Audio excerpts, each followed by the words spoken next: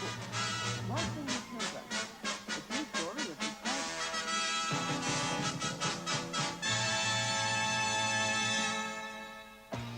the This is The Password Show, the most quoted program on television. And here's our host, who has a lot to say, Gillian Hyde. Thank you. Thank you. Hello, and welcome to the show, and thanks for joining us once again. Do you know who said this? One small step for man, one giant leap for mankind. Well, that very famous quote came from Neil Armstrong, the first man to walk on the moon. But you don't have to be famous to be quoted. People are quoting others all the time, like, he said this and she said that.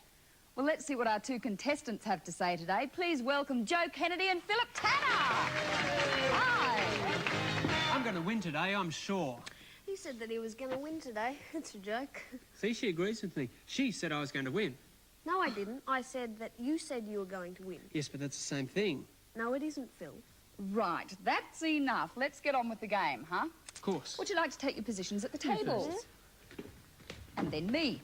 OK, first of all, let's just check that you know the difference between direct speech and reported speech, Philip. Direct speech is when you quote the actual words that someone said. A famous emperor said, I came, I saw, I conquered. Indeed, he did. And Joe, reported speech. That's when you don't use quotation marks and you say a famous emperor said that, he came, he saw, and he conquered. It often uses the word that. Excellent. OK, now let's see how you go at using direct speech, Phil. I want you to tell us a story, OK? Yeah. A story with two people talking. Now, you've got a wig there, so perhaps one of your characters will be a woman, all right? Okay. Now, Joe, I want you to listen very carefully because in just a minute I'm going to get you to tell the same story again, but using reported speech. All right, Philip, take it away. Something I've always wanted to do. There was once a fair maiden. Help, help, she cried. I am a prisoner in this lonely castle. A macho knight was riding by. He said, I have come to rescue you, fair maiden. She said, if you free me, I will marry you. He said, I had a dream last night about marrying a rich woman. So he climbed up the drain pipe to rescue her. She took one look at him and said, ugh, I do not want to marry someone as poor and ugly as you. I'll try my luck on the next hero. Oh, Philip, not the story of your life, I hope. Well, I've said that to many nights, yes. Never mind, you've got some good words up on the board there to show that you're using direct speech. That's great. Joe, how would you go about telling that story using reported speech? There was once a fair princess. She called out and said that she was being held prisoner in a lonely castle. A macho knight was riding by. He said he had come to rescue her. She said that if he rescued her, she would marry him.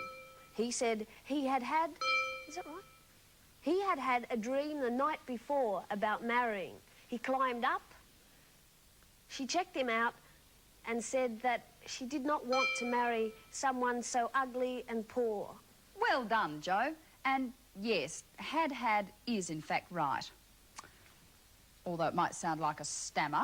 It does sound a bit like a stutter, doesn't it? Let's just check the board for those words now.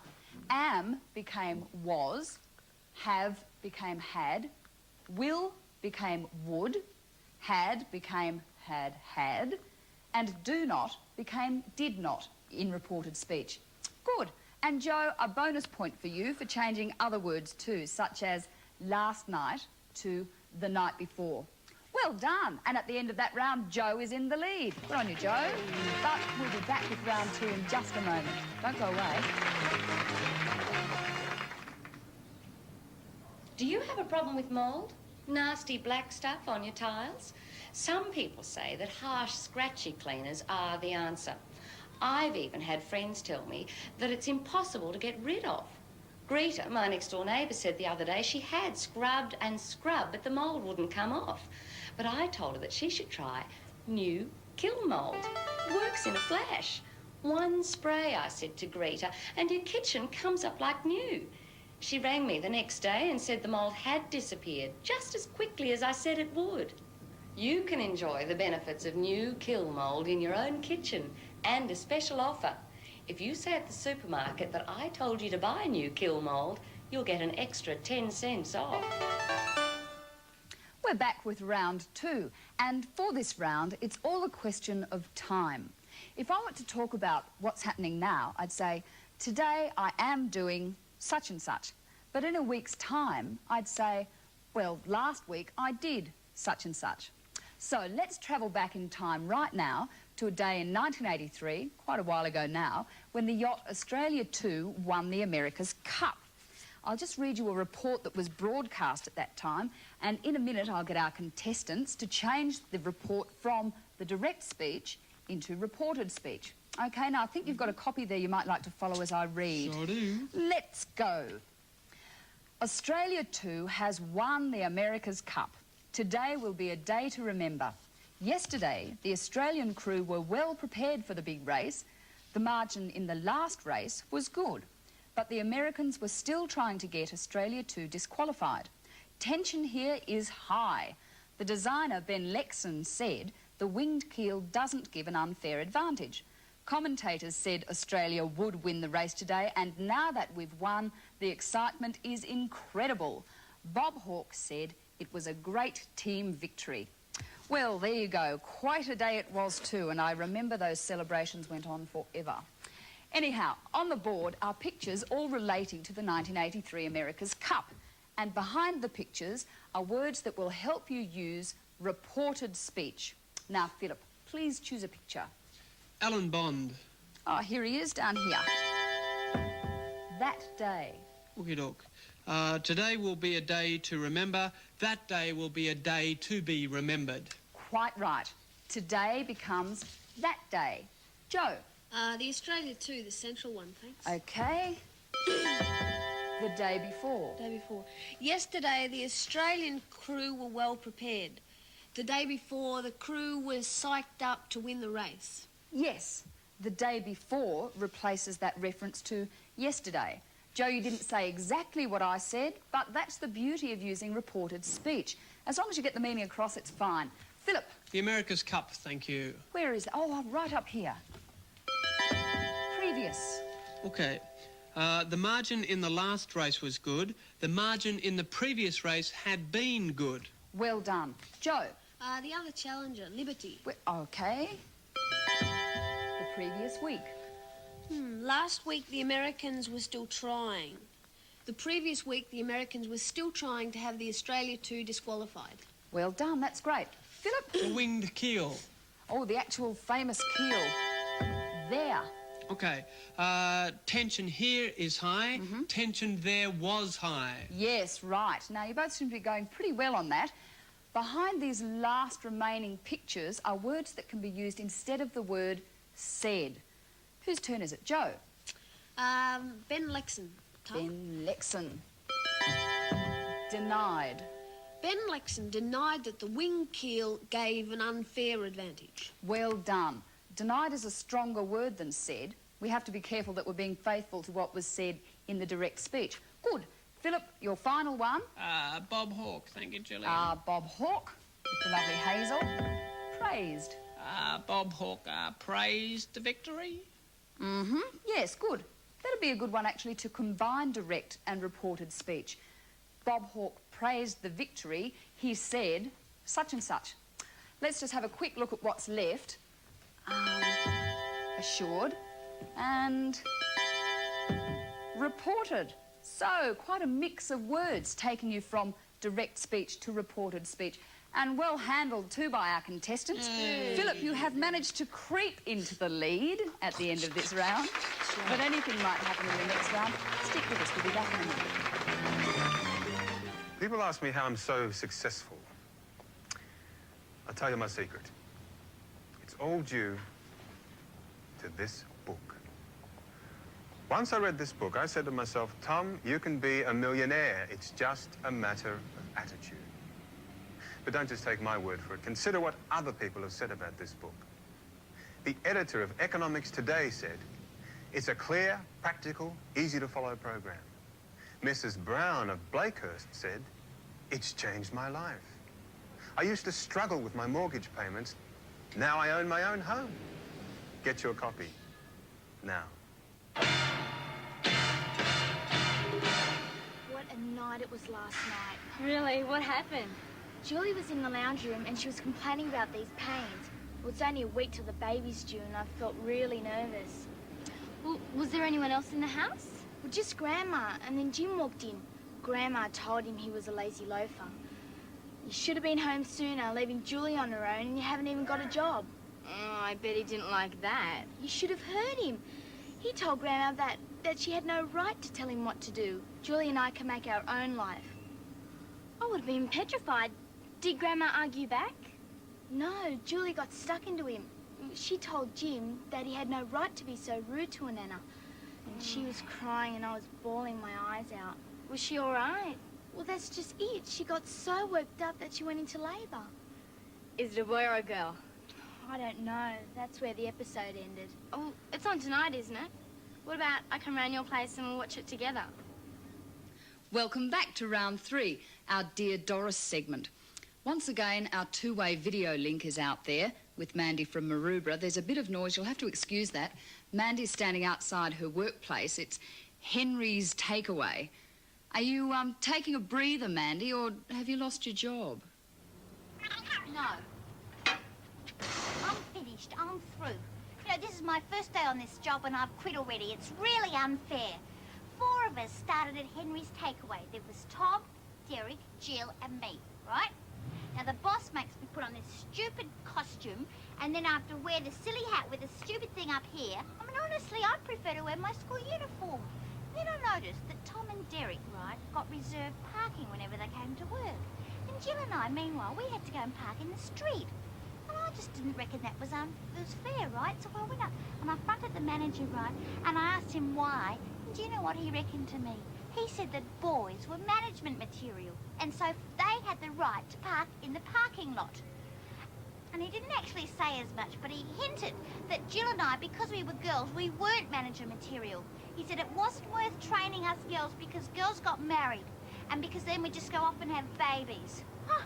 Well, look, I have seen the way that Derek and Tom work, and I reckon that I and Jill are better management material than both of them could put together. I wouldn't put up with this, you know, if it wasn't just the fact that it was only a job. I have got my sights set on a higher career, thank you very much. Honestly, you know what the manager made Jill and I do? He made us stay back late one night, and we had to spend ages just cleaning a stove, and then we had to stand over a hot plate and grilled chips in really dirty fat for hours on end. And the boys didn't do anything like that. They didn't do any dirty work at all. They just sat around and talked and played cards. They had big smiles on their faces. Occasionally they'd bring someone a chocolate milkshake, but that was about it. I reckon they were on some fantasy dream, you know, that they were just in a McDonald's commercial or something. It was Jill and me who had to do all the hard stuff. I don't know. I've just had enough of that attitude. I mean, you'd think in this day and age, right, that girls could expect a bit more than that. Really, I expect better, and I know a lot of my girlfriends do. I mean, what must they think we are? What do you reckon, Doris? Aren't there some kind of law or something against this? You know, like an anti-discrimination bill or an anti-discrimination Jill or whatever they call it? I mean, am I right or am I right? Good on you, Mandy. Now, I think you've got a right to expect something better than that too. But I'll stay out of it for the minute. I know our contestants have been really researching this one for you, so I'll put them on the line right away. Joe. Well, I certainly wouldn't put up with that sort of thing either, Mandy. The main thing is to be clear about your facts. Make sure that you can quote exactly what was said. For instance, you said something about the fact that you did not get a reserved parking space and something about the uniform that you had to wear. Well, I'd write all those things down. See, I'm starting to forget even what was said already. Yeah, good advice, Joe. I can see why you had had enough. I reckon you do come under the law against discrimination. It says here, and I quote, "Discrimination is any practice that makes distinctions between individuals so as to disadvantage some or advantage others." There you go. Now listen to this, Mandy. I'll just quote directly. "The Commissioner tries to solve problems of discrimination by examining the facts and talking to the people involved." Yeah, that sounds okay. I thought it was some big courtroom deal. One thing I'd be worried about, Mandy, is victimisation. You see, if you complained, a few people might say, "Oh, there's Mandy, she's a real whinger." Mandy, if you don't stick up for your rights, well, then you will get walked on. Actually, I take that back. It says here something definite about victimisation. It says, I'll just give you the essence because it's quite long. It says, victimisation is an offence under the law. And it says that the penalties can be imposed on anyone who hassles you if you complain. So I'd go ahead and give it a go, Mandy. Yes, get on the phone to the Anti-Discrimination Board, but write down all the things that the manager said to you, so that you remember his actual words. Right. Well, thanks. You know, it's really great to have someone on side. Thanks. Coming soon, Furry Cutler looks at the issue of preservation of the bush versus progress. Lots has been said and written about this small area of bush, but it stands in the path of a 6-lane expressway. The Department of Main Roads claim that the expressway should go ahead because it will ease the traffic congestion on other roads. Environmentalists have said that the bush should be preserved. It is claimed that the rainforests and the gullies contain rare plants. A local resident action group argue that a highway would destroy the character of the suburb. So an environmental impact statement has been prepared. This will go on display, and then everyone can have their say. Find out all that's been said about the expressway by watching Furry Cutler this week. Or if you want to explore the mysterious world of chemistry, join our scientist. This liquid looks harmless enough, but it's been called all sorts of things, both bad and good. To me, it's just alcohol. When you add alcohol to these crystals, look what happens. The same sort of thing happens in this tube when people blow into a breathalyzer. How would I report this? The subject blew into a bag containing acidified potassium permanganate. A change in colour was observed. The person blowing into the bag might say, "Fair go, Sergeant. It's only changed colour a bit.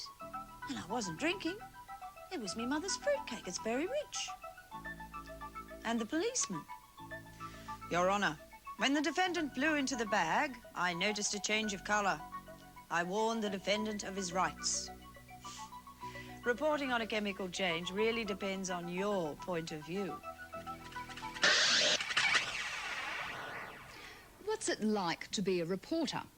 A lot of people seem to think it's just a matter of asking a few questions and then talking into a microphone, but there is a lot more to it than that. The ABC's sports reporter, Debbie Spillane, manages to pack a lot of varied tasks into one day. Just what does a job involve? Well, take a look at this. Oh, and don't forget there's a quiz coming up straight afterwards for our contestants, and for you too.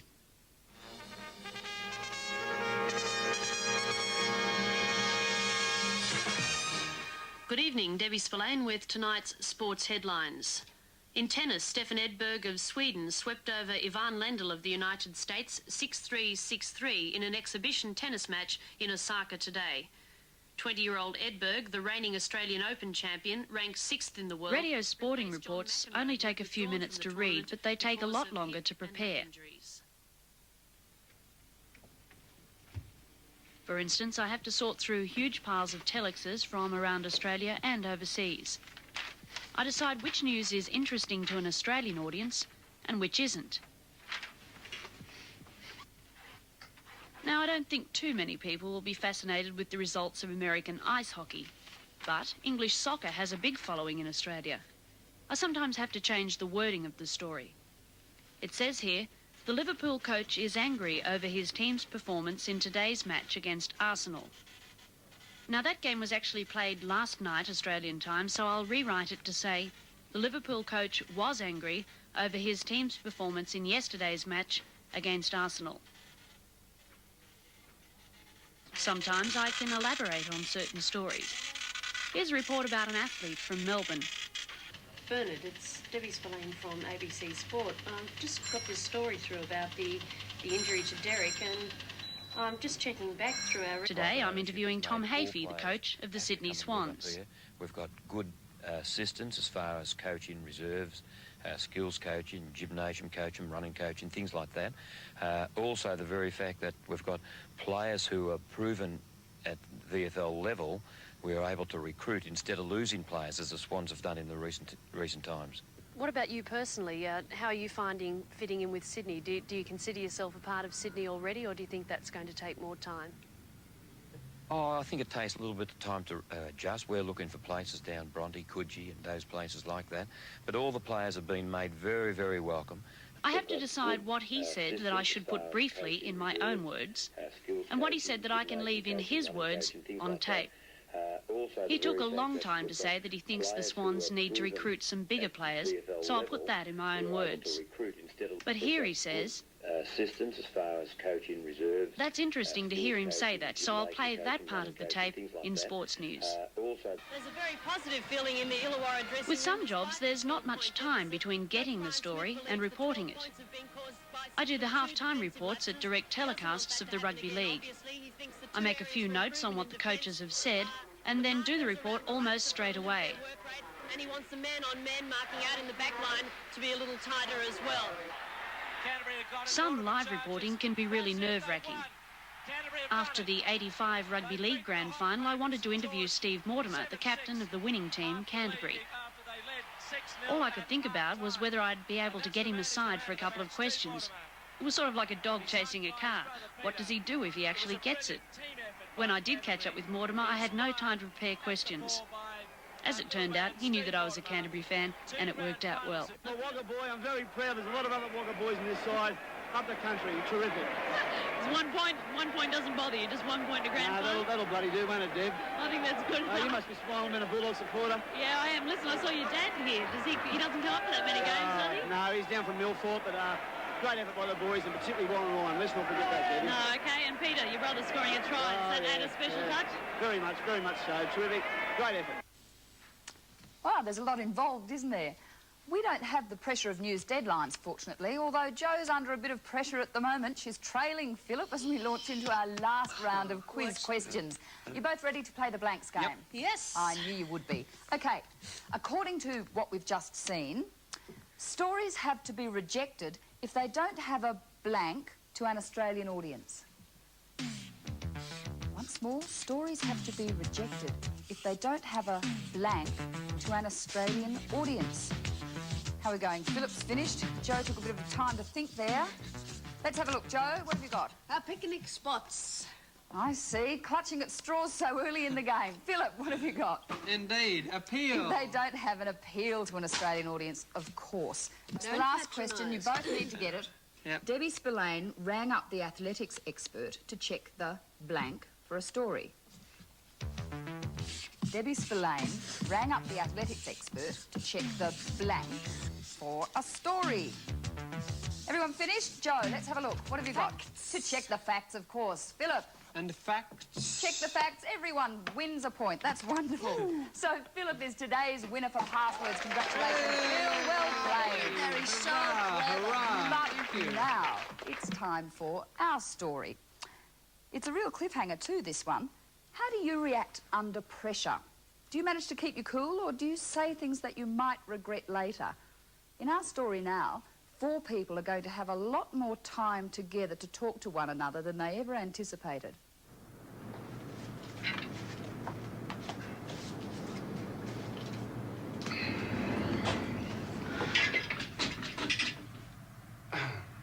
Seems like we're stuck. Probably just a fuse. I'll press the alarm. I'll see if I can get someone on this first, eh? Hello? Yes, hello. We seem to be stuck in the lift. Tell them it's car 4. Right, yeah. Apparently it's car 4. I see. Thanks. What did they say? Is it just a fuse? They're checking. It seems like they've had some trouble with water getting into the wiring from the storm. Well, apparently it shouldn't take long to fix, and just relax.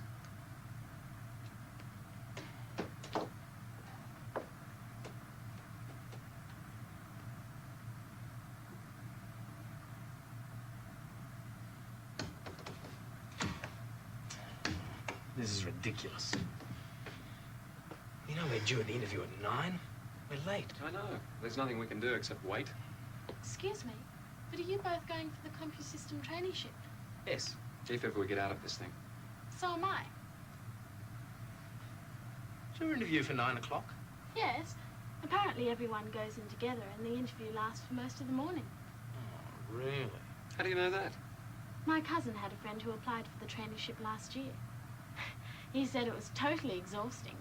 Excuse me? Oh, don't tell me you're going for the job too. No, I work here. I was just wondering if you had the correct time. My watch seems to be slow. Oh, sure, it's 5 past. 5 past. This is hopeless. How's one supposed to create a good impression if you go in late? No matter how well Uncle Ted knows this plumber bloke now. What plumber bloke? Oh, nothing. Peter Plummer. He's the personnel manager. He runs the interview. Oh, great. Well, you and I may as well go home. Looks like Mark's uncle's already bought him the job. Oh, now, there's nothing wrong with using contacts. That's the way of the world. Besides, I'm sure they'll be more interested in things like qualifications and experience. Have you worked for someone else? Well, yes and no.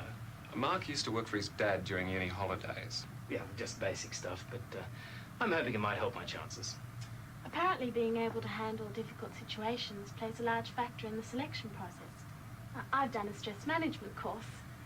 I think you're going to need more than a warm smile with this mob. Oh, I know that. Matt and I got first-class honours. What's your claim to fame? I won the university medal. Hello? Oh, it says his name's Frank. Sounds like a real character. Yes? Another hour?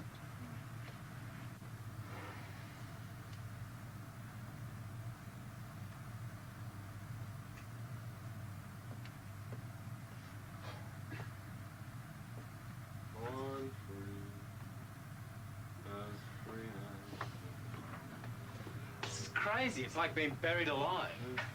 Is anybody out there? I don't believe this. I don't believe it. Would anyone like a sandwich or a piece of fruit? Actually, I wouldn't mind a bite of that apple, if that's okay. Sure, here. Have it all. Oh, thanks. Oh, I don't believe you people. We're stuck in a lift halfway up a 40-story building. You're having a picnic. It is lunchtime. I know what time it is, and for crying out loud, will you put a sock in it? Sorry, Mark. Look, I'll try the phone again. Still dead. What will you do if CompuSystems don't give you another interview? They have to give us another chance. Yeah? Why? Well, it wouldn't be fair. He's right. Why should CompuSystems care about us? I'm still waiting to hear from a couple of other places. Maybe with a bit of luck, something will turn up.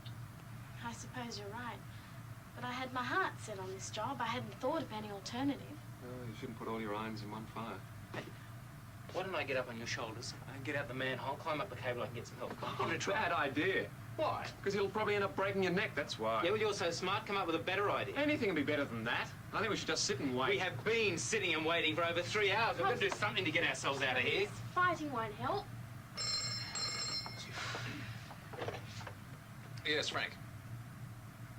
Yes, everything's fine. Most satisfactory. Thanks for all your help. Yes, you can bring us down now. Thanks. Well, thank you, applicants. We'll let you know.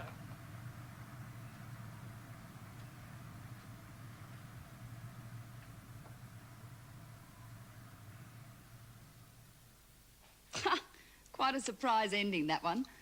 The interviewer, Mr. Plummer, is going to have to decide who gets the job depending on what the 3 applicants said in the lift. I think I'd hate to be interviewed like that. But anyway, who do you think should get the job? What did the 3 applicants say that could be used against them or in their favour? Think about it. We'll see you next time. Bye. A lot of quotable quotes in today's show. Weren't Phil's impersonations of the fair maiden great? And Joe really reported what he said accurately, even the bit about climbing the drain pipe. Don't forget the happy housewife said that you'll get 10 cents off ill mold if you mention her name. The salesman told us about the book that helped him. And the 2 kids really had me worried for a minute when they told that TV story. How about the scientist's impersonation of the drink driver? There you go, Sergeant. It's my mother's fruitcake. Tune in next time to Passwords. This is Graham Linden speaking.